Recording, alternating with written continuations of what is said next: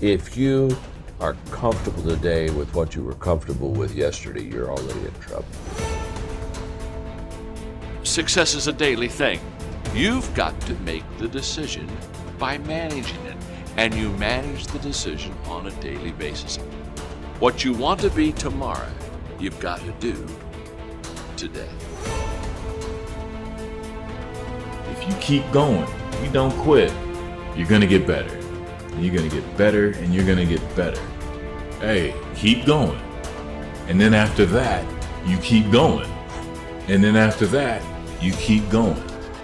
Because it's about what we do. It's about how we handle the situation. It's not about what happens to us, because things are going to happen. Disgust. Powerful emotion. Disgust says, I have had it. See, that could be the day. The day you can say, I've had it. And whether you've had it with something small or something major, the day you can say, I've had it, may not be the day it ends, but the day it begins. Get knocked down so you can learn how to fight, so you can hold your position. See, most people don't get out in the arena of life because they don't want to fight. Most people don't get out there because they don't want to get knocked down. They don't want to be dropped to their knees. But see, you're going to be dropped whether you're on the field or whether or not you're sitting on the sidelines. You're going to be dropped. So at least get dropped for something. Don't get knocked down while you're sitting down. See, that's how most people are spectators in life. You don't want to be a spectator. You want to get out in the field where the action is, and you will be amazed. After the struggle, there will be a calm period, and things will begin to click for you. What are you doing to make your next effort your best effort?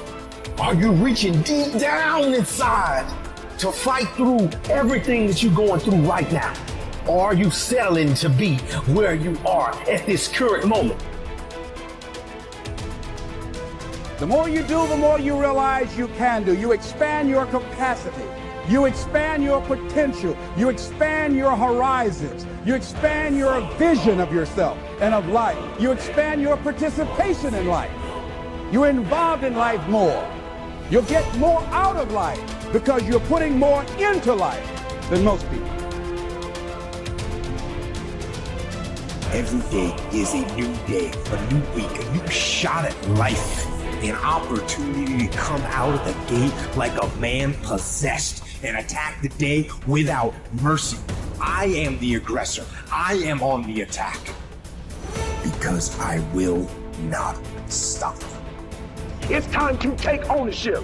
Take full ownership of your time, of your mind, of your day.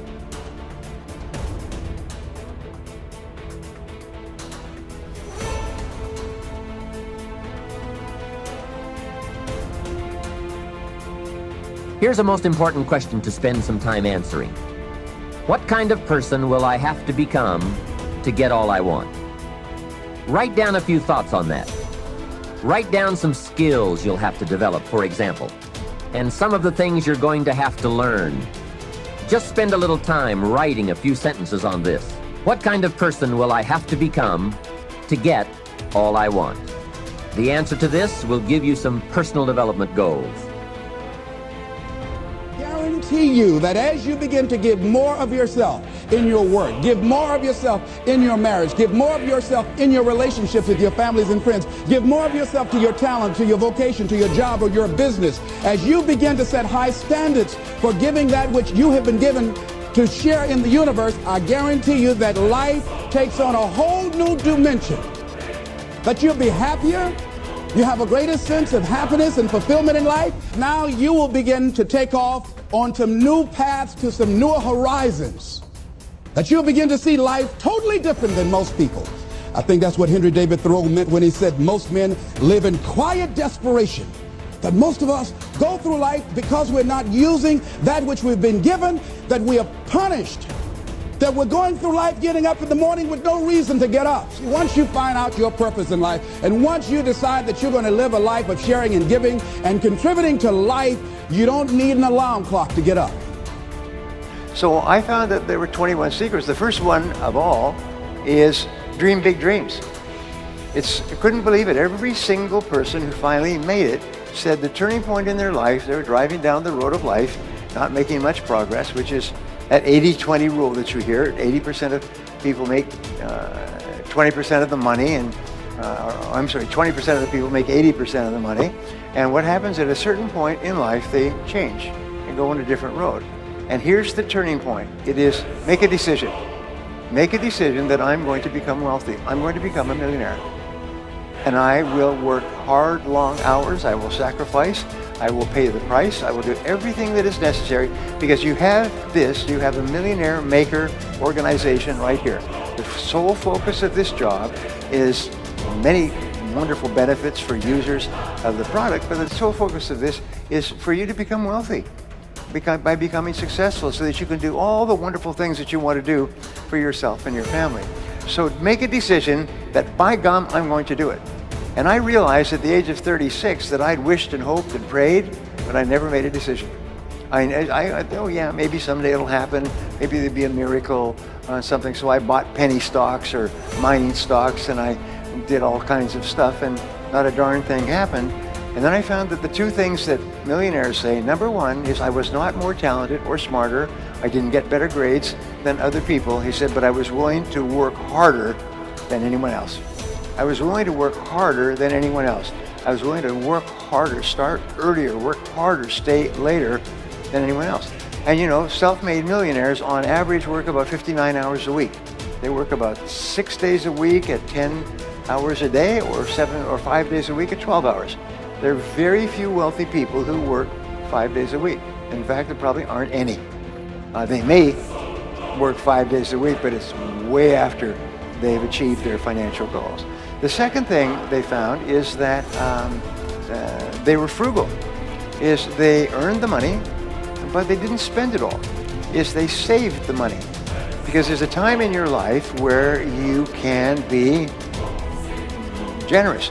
You can buy things, you can take trips, you can get new cars and new homes and a home in the mountains and so on, but not early. I had a banker once who was very helpful to me, and I still remember, his name was Alan. He said, we do banking for owners of small and medium-sized businesses, and we can always tell when the business is going to get into trouble. Is the owner of the business decides to take all his money and build a new house. He said, you can always tell because it's too soon. Is they spend their money too soon. If they waited another 5 years, they could have bought or built a house without a problem. But what they do is they start to get some progress and they start to go a little bit wild. So your job is to become a self-made millionaire, and LifeVantage's job is to help you get there, and my job is to tell you what to do. I'm going to show you the recipes and the formulas that you can use. And sometimes it just takes one choice. And remember, 87% of millionaires and billionaires are self-made. They started with nothing. And nobody's smarter than you, and nobody's better than you. Nobody's smarter than you, nobody's better than you. If somebody else can do it, especially with all the disadvantages that many people start off with, if someone else can do it, you can do it as well. That's the proof. Abraham Lincoln once said that some become wealthy is proof that all can become wealthy. It's just the very fact that a person does well, it's proof. They started with nothing and they became wealthy, well, there's the proof, you can do it as well. Just do the same things over and over again. The only way that I'll come back is if we sell this company, we create something that's predicated on value, we focus on building a community, we focus on connecting with our customers, with really doing something amazing that we'll be proud of, that we'll have passion for. There's a great quote often attributed to Mother Teresa. Nobody will act for the many, but people will act for the one. And so I started thinking about my mom and my sister, morbidly obese. I knew I was going to lose them too early if somebody didn't solve that problem. And so for 3 very different reasons, we decided to sell the technology company and start a nutrition company. And when we started that company, everybody told us we were crazy. There were 1,600 protein bars already on the market when we started Quest. The category had been declining for years. One potential distributor actually said, I need another protein bar like I need another hole in the head. That sound familiar with your guys' circumstances? It's not a great time in your business, not a lot of inventory. In that same setup, by focusing on what we loved doing, what made us feel good, on what would be beneficial to the customer, providing exceptional customer support, evangelizing our customer at every turn, doing only that which was going to actually help my mom and my sister, which was not always the most profitable, by the way. In fact, it usually wasn't. But it made us feel good about who we were. And so we didn't know if we were going to build a big business, but we knew that we were going to believe in it. We knew that we were going to be passionate about it. We knew that we were going to touch people's lives. And that became the rallying cry for the business. Actually deliver value. Do things that other people just can't imagine. And that's how we went from not existing to being valued at over $1 billion in less than 5 years.